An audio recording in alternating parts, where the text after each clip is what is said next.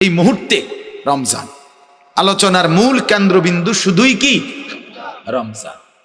এবং আল্লাহ নবী সাল্লাল্লাহু আলাইহি ওয়াসাল্লাম লাগাতার 2 মাস রমজানের জন্য দোয়া করতেন, 2 মাসে বরকত চাইতেন আর বলতেন আল্লাহ বরকত দিতে দিতে রমজান পর্যন্ত পৌঁছায়। তাহলে এই মুহূর্তে আমাদেরও হিসাব, যার আল্লাহ বিবেক দিছেন, আল্লাহ তাআলা যার কলিজার ভিতরে আখিরাত আর পরকালের ভাবনা দিয়েছেন, বাপ প্রত্যেকে আমি এবং আপনি মূল ফিকির করবেন যে সামনে রমজান, রমজান মাহে রমজান, মাহে রমজানের জন্য দোয়া করেন, আল্লাহর কাছে বলেন যে আল্লাহ আর অল্প কয়টা দিন হায়াত ভিক্ষা দেন। আল্লাহ রমজানের চাঁদ না দেখাইয়া আপনি মাহরুম করবেন না, তীরে এনে তরি ডুবাইয়েন না। মাওলা দেখা যায় রমজান আর অল্প কয়টা দিন, 1 মাসও নাই, এই 20-22 দিনের রমজান বাকি। আল্লাহ আপনি এই কয়টা দিন হায়াত দিয়ে রমজানের চাঁদ পর্যন্ত পৌঁছান, রহমত মাগফিরাত আর নাজাত দিয়ে জান্নাতি করে দেন। তাহলে প্রথম আমাদের কাছে এই মুহূর্তের করণীয়, বাকি দিনগুলো রমজানের অপেক্ষায় দোয়া করা, এটা হলো আমাদের ইমানদার হিসাবে এই মুহূর্তের প্রথম কি করণীয়। দ্বিতীয় করণীয় কি? দ্বিতীয় করণীয় হলো কিছু নফল রোজা রাখা।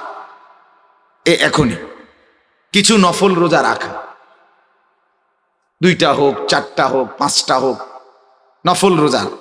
রাসূলুল্লাহ সাল্লাল্লাহু আলাইহি ওয়াসাল্লামের আমল ছিল রমজানের পূর্বের মাসে তিনি বাকি 11 মাসের চাইতেও বেশি নফল রোজা নবীজি শাবান মাসে রাখতেন।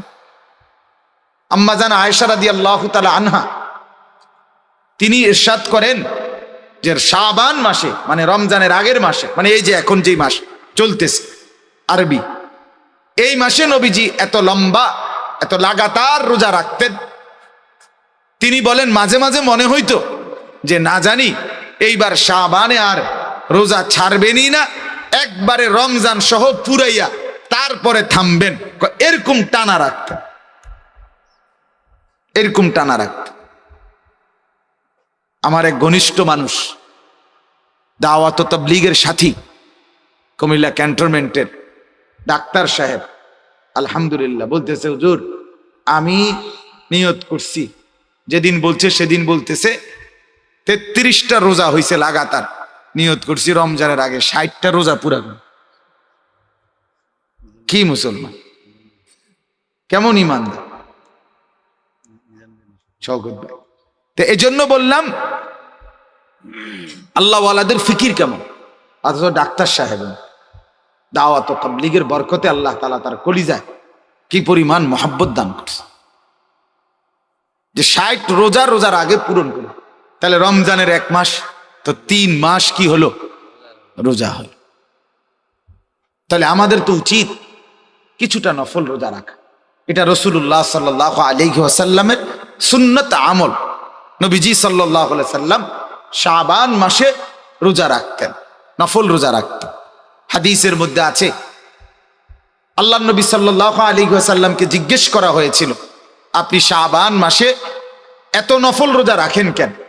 নবী সাল্লাল্লাহু আলাইহি ওয়াসাল্লাম বলেন তাযীমান লি রমাদান, রমজান মাসের সম্মানার্থে, রমজানের সম্মানে, রমজানকে বরণ করার জন্য আগ্রহী, এই আকাঙ্ক্ষা নিয়ে রমজানের আগেই কিছু নফল রোজা লাগাতার তিনি রাখতেন।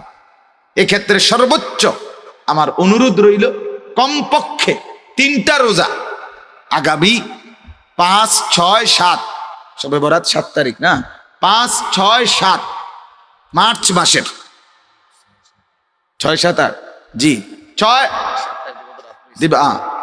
7, 8 আগামী 6, 7, 8 মার্চের এই 3 দিন 13, 14, 15 শাবান, মানে শাবান মাসের 13, 14, 15 এই 3টা দিন নফল রোজা রাখবেন।